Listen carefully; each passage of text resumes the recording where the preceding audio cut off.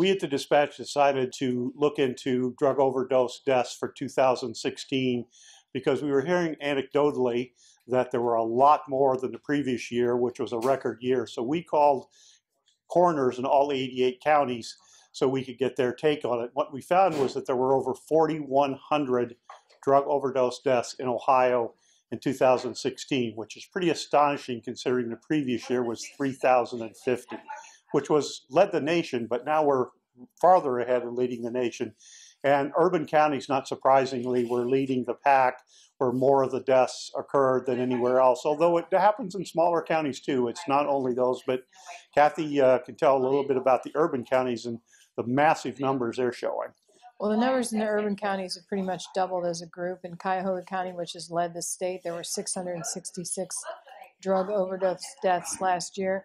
Most of that growth is related to the more prominent use of fentanyl, which is a much stronger opiate, and it's responsible for killing a lot more people than what they were seeing with heroin alone. The coroners are reporting that that's cropping up everywhere, and even small Allen County, which surrounds the city of Lima in northwestern Ohio, they had 36 deaths last year.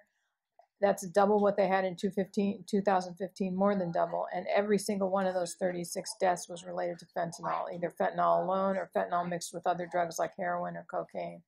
So it's a real problem that the state, it makes it harder for the state to get its hands around the problem because they keep introducing new and stronger drugs. They're, killing people.